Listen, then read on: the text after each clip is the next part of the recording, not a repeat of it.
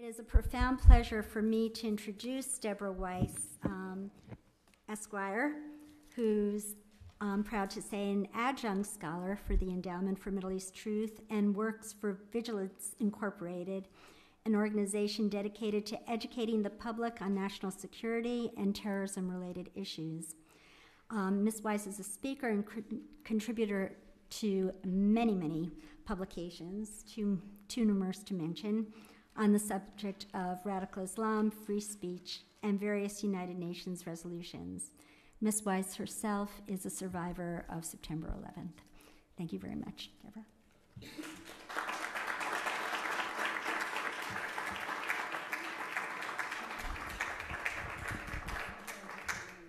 Pardon? Okay. Thank you so much for inviting me to speak here today and for all of you for coming. Please bear with me if I speak a little quickly. I have a lot to cover, plus I'm from New York, so.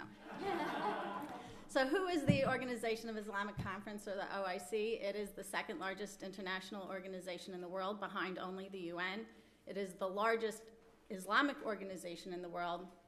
It's comprised of 56 member states plus the Palestinian Authority, and they claim to represent 1.5 billion Muslims around the world. As Sarah mentioned, they recently changed their name to the Organization of Cooperation this June, but their mission remains identical to what it was before, and I'll let you decide whether or not they're cooperating, and if so, with whom. Saudi Arabia's role with the OIC is it was one of the founding members, one of the largest financial backers and funders, and for that reason, it is also one of the most influential members in terms of determining the agenda of the OIC and what direction it takes. It plays a big role in deciding which issues the OIC will address and the positions it'll take on those issues. Also, the OIC's headquarters are based in Saudi Arabia and Jeddah. The OIC's mission is to promote Islamic values, to revitalize Islam's pioneering role in the world, to unify the Muslim voice, and to support the quote-unquote Palestinian struggle. They tend to vote together as a bloc in the UN, and certainly in the Human Rights Council, they are the most powerful voting bloc that the Council has. Their charter claims that they promote peace, tolerance, and fight terrorism, but their actions are very dissonant with those claims. The OIC is an Islamist supremacist organization that seeks to have dominant political power and install Islam and deny freedom to anybody who doesn't want to live under Sharia law or Islamic law, including Muslims who don't want to live under Sharia law. Toward that end, they introduced resolutions into the United Nations which would stifle free speech, and their ultimate goal, were they to have their way, would be to criminalize speech on Islam, anything to do with Muslim theocracy, Sharia law, Islamic terrorism, or any related subjects. Knowing they can't achieve their goal overnight, they tend to target certain UN bodies, and now they're also targeting various EU parliaments and introduce the language in watered-down form in order to achieve their goals gradually and incrementally. So the first resolution that I'm going to discuss is called Combating Defamation of Religions, or Defamation of Religions for short. Initially, this resolution was titled Defamation of Islam, but when it failed to get sufficient support, they changed their name to Defamation of Religions. However, the text of the resolution still only mentioned Islam by name and no other religion. And for those of you who aren't familiar with the defamation of religions concept, what it does is it gives an idea, a religion, in this case Islam, protections from criticism rather than giving individuals protections from defamation. So you have defamation of a religion instead of defamation of individuals or groups of individuals. And as I said, were this one to be made binding law, it would outlaw all criticism of anything related to Islam. The resolution takes numerous assumptions and asserts them as fact. For example, without any debate, without any investigations, and without any hearings, it asserts that Islam is wrongly associated with human rights violations, it's wrongly associated with terrorism, and that there's been undue backlash against Muslims ever since 9/11. The resolution seeks to prohibit the distribution of, quote, xenophobic ideas and material aimed at any religion or its followers. unquote, and to prevent acts of hatred and defamation, especially as applied to Islam. Believe me, there is absolutely no reciprocity for anti-Jewish speech or anti-Israel speech. In fact, the OIC supports Hamas, it supports Iran's nuclear program, and it also rationalizes 9/11. For those of you who don't know much about UN resolutions, the legal status is they are not legally binding, but they do carry quite a lot of political clout. If they are passed repeatedly in various bodies of the UN, or certainly in a multitude of bodies, and especially if the similar language is also passed in EU parliaments, eventually the language embodied in that resolution could be deemed, quote unquote, customary international law. Were that to happen, then countries who never signed on to the resolution would be pressured to adhere to it. Some of the problems with the interpretation of this resolution are it comes dangerously close to outlawing hostility or hatred, which you might have noticed is an emotion.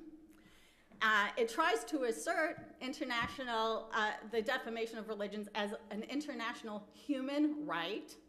The resolution tries to internationalize the standards of free speech. So in America, we have the First Amendment. Other countries have their rules on free speech. This resolution aspires to establish a single rule across the board, which would supplant the rules of each country. The language of the resolution is vague and very likely to be given a broad construction by the most oppressive regimes. In fact, resolutions like this give credibility to Islamic blasphemy laws and tighten the noose around already oppressed minorities. All religions have an element of exclusivity in them. So for example, if you say, I believe Jesus is the Son of God, then by definition, that would be considered blasphemy to Islam, and under this resolution, it would also be defaming Islam. The timeline for this resolution is it was first introduced in 1999 into the then Commission on Human Rights. A similar resolution was introduced in 2005 into the General Assembly, and later, when the Human Rights Commission closed and popped up under the new name of the Human Rights Council, it was also introduced there in 2006. In all three of these bodies, this resolution was passed every single year subsequent to its initial introduction. In 2008, which was the first time that this resolution was in jeopardy of not getting passed. But the OIC did everything it could to make sure that it would, and launched an aggressive campaign that included holding 2 major summits on Islamophobia. There they established the existence of Islamophobia, stated that they would have a zero tolerance for it, that they were going to combat any free expression that criticized Islam that they deemed to be Islamophobic, including hostile glances. In 2000, and they were going to target cartoonists, film producers, reporters, and governments, and I think you can see they've done that.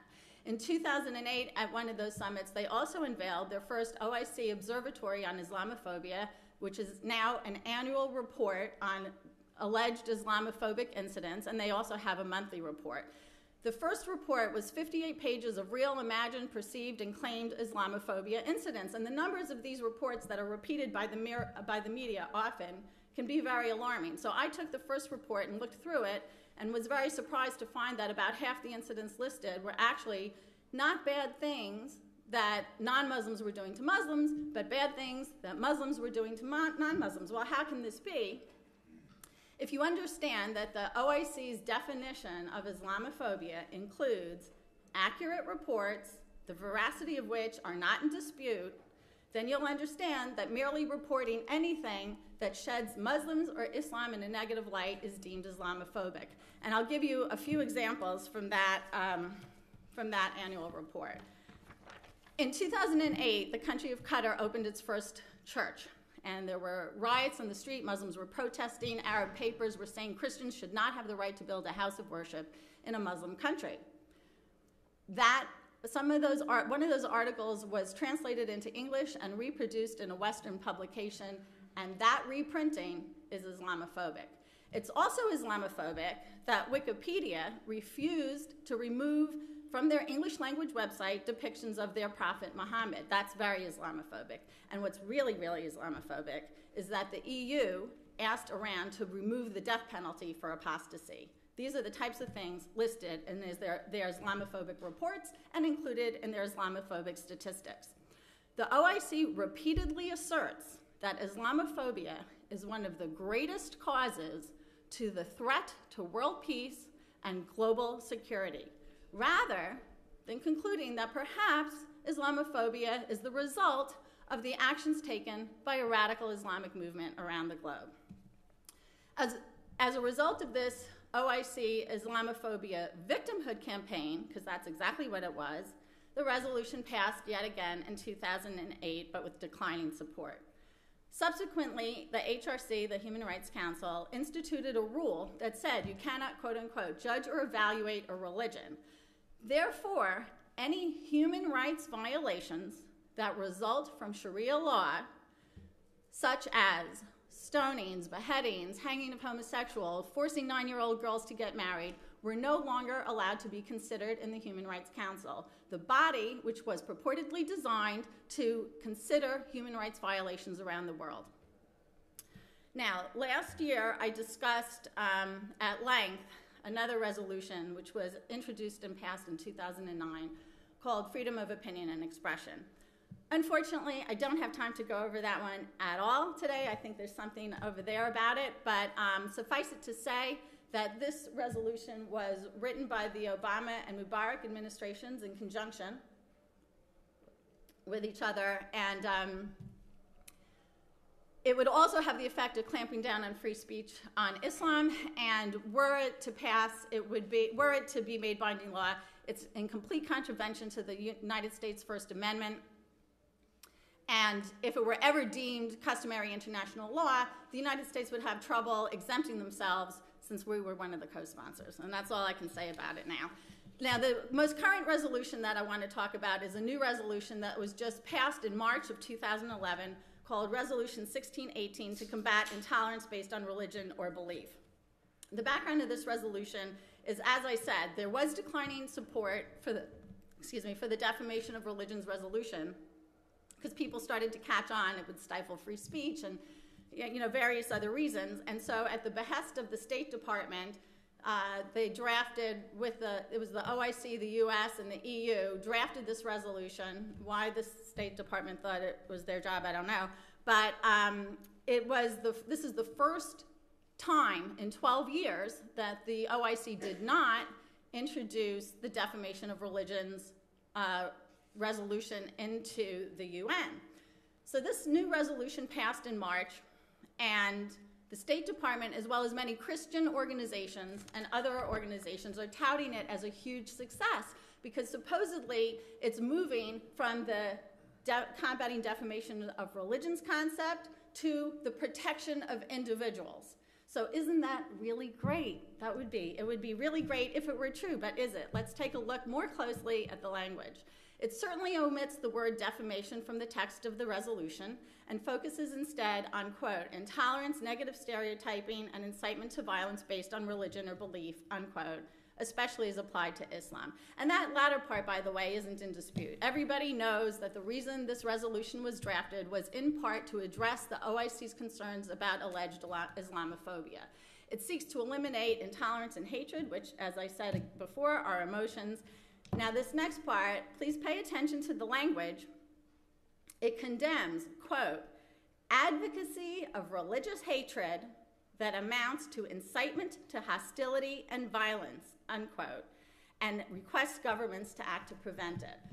So the issue is going to be, how are they defining incitement? And there is ample reason to believe that criticism of a religion, in other words, defamation of Islam, will constitute the advocacy of hatred that amounts to the legally prohibited violence. It also condemns programs and agendas pursued by extremist groups aimed at perpetuating these negative stereotypes. Who are these extremist groups? Yes, exactly. You are looking at them. We are the extremist groups, and the OIC talks quite a lot about right-wing groups that do just that. And this is also very important. It makes religious profiling illegal, not condemns it, not notes with concern, it makes it illegal for purposes of national security and law enforcement. So how are they defining religious profiling? Quote, the invidious use of religion as a criterion to conduct investigations, questioning, searches, and investigation, unquote. So please note, they're not saying that you can't use religious profiling as the sole criterion. No one wants to say, oh, you're Muslim, let's profile you. They're saying you can't even consider it as a factor in a list of other elements to consider. Additionally, this resolution asserts a moral equivalency among all religions and belief systems. Communism, fascism, freedom, democracy, oh, really? They're all the same. They're all the same, unless, of course, you're a right-wing Islamophobe like we are. Other than that, they're all the same. And now they've thrown in the word culture as well. So all cultures are equal. Basically, what this resolution does is it replaces defamation of religion language it does replace it with European hate-style speech language. But it still retains the same goal of achieving defamation of Islam goals in the view of the OIC, and we'll talk a little more about how I know that later. Hillary Clinton this summer announced that the State Department was going to host a series of meetings starting this fall in Washington to move to implementation of this resolution. It's not required in the resolution, but that's what they've decided to do. So, how has the OIC interpreted this? The OIC has expressly stated that they will use this as a platform to pressure Western governments to regulate speech on behalf of Islam. They expect to develop a legal framework of the resolution that will help enact laws which will, quote, prevent incitement of hatred, the emotion, based on, you guessed it, defamation of religions. So they're letting you know in very clear terms that they have not dropped the defamation of Islam concept.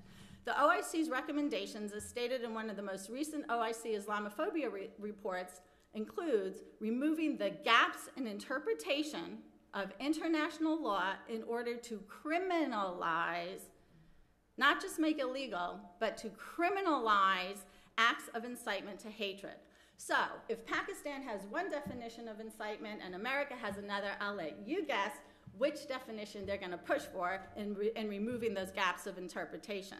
The OIC has stated that, and the issue here again is going to be what's the definition of incitement?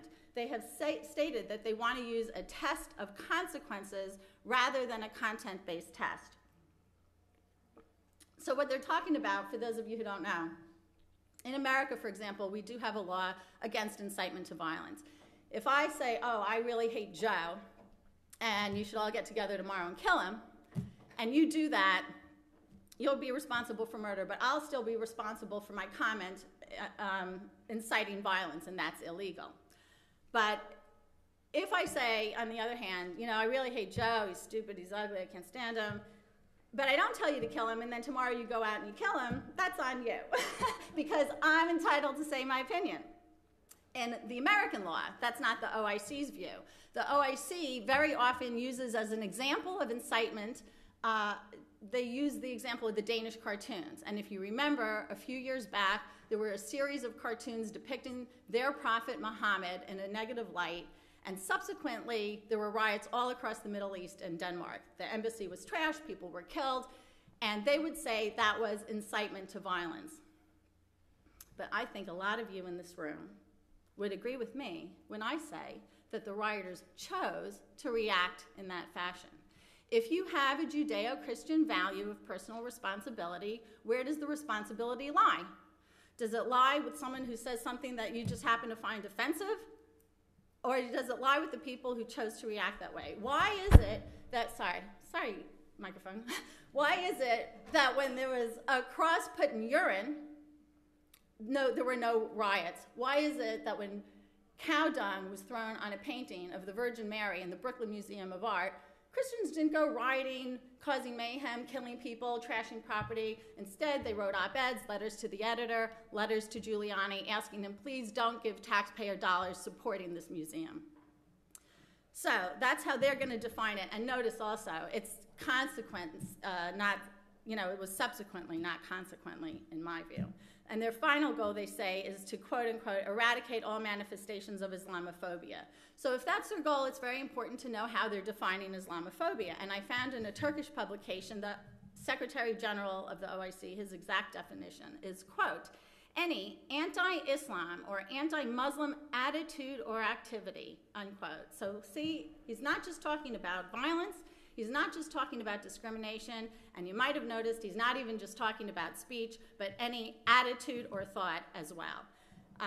General tips for analyzing the OIC resolutions is to pay attention to the language and how they're defining the terms. They tend to have certain patterns. One of them is they conflate various ideas together. They can tend to conflate violence with speech, with action, with emotion or hatred. Should we criminalize that? They tend to conflate race with religion. If you're Islamophobic, you're racist. What race is Islam? They redefine words. In America, slander or defamation has to be a false statement. In their definition, it just has to be something that they don't like, even if it's true. Freedom of speech doesn't include freedom of blasphemy. Defamation of religion means defamation of Islam, not defamation of Judaism. And the Obama administration, who keeps saying that they want to work with the OIC toward mutual respect, that sounds really great until you know that the OIC's definition of respect is that you should shut up if you're saying anything that they find offensive. The process is, I just want to say quickly the process, and then I'll wrap up. Sorry, I could just go on and on, but I'll just try to wrap it up. In America, as Deborah said, a lot of people don't think they're going to lose their freedom, but freedom is the exception, it's not the rule. Sometimes the process of losing it can be very gradual and incremental, so I want to very quickly summarize how I see the process. It starts with a process of self-censorship, as Deborah mentioned. We should have politically correct speech, sensitive speech, responsible speech. The next step is governments and institutions issue guidelines, and we are already way past there. I talked about this last year, and it's gotten way worse. Government agencies charged with fighting the war on terror have issued memos to intelligence professionals telling them don't use words like Islamic terrorism. Don't use words like jihad. And the National Security Strategy memo deletes all references to this. And in the most recent DHS counterterrorism report, they make a concerted effort to tell professionals to focus on the terrorist behavior and de-link it from the underlying ideology that motivates it. The next step is civil violations, and Canada is a good example of that. They have human rights commissions in every province that, on a regular and frequent basis, issue civil penalties to people who say negative things about Islam, even if they're not defaming an individual. They also act as parallel systems because Canada has a constitution that supposedly gives them free speech. And by the way, those commissions are here, they're starting here now. The last step in the process is to criminalize speech. And a lot of you might have followed the case of Dutch Member of Parliament Geert Wilders, who was recently charged with hate speech of Islam. And I think it's really interesting to note that the language in the Dutch Penal Code that the language that he was charged under is very, very similar to the language of this resolution. He was charged under, quote unquote, incitement to hatred language. The language that this State Department is saying is supposedly going to go away from defamation of religions to protecting individuals. He was acquitted, but the mere prosecution has a chilling effect on free speech. So in conclusion, I just want to say that the Founding Fathers drafted the First Amendment in part to protect offensive speech. The best way to counter bad ideas is with good ideas. It's very likely, in my view, that the OIC knows this, and that's why instead of arguing their views in the free marketplace of ideas, they seek to shut down the debate entirely. Combating defamation of religions is not a human right and actually stands in direct contradiction to real human rights. Only people should be afforded human rights. Ideas, religions, and policies should not get protection from criticism. And indeed, where you see religion that does get protection from criticism, you also see gross human rights violations, and it's no coincidence because free speech is the human right, not its restriction. In short, these resolutions harm free speech rights, they harm religious freedom rights, they harm human rights, they harm national security and terrorism prevention efforts. And finally, there are people who identify themselves as Muslim who are not in accord with the agenda of the OIC. However, the fact of the matter is the members of the OIC do fly planes into buildings, force little girls to get married, amputate people's limbs, and hang homosexuals in the public square. But if they can convince you that they are the victims of Islamophobia rather than the perpetrators of a very dangerous ideology, then their proposed restrictions of free speech will do more harm to American freedom and national security than 9/11 ever could. Thank you.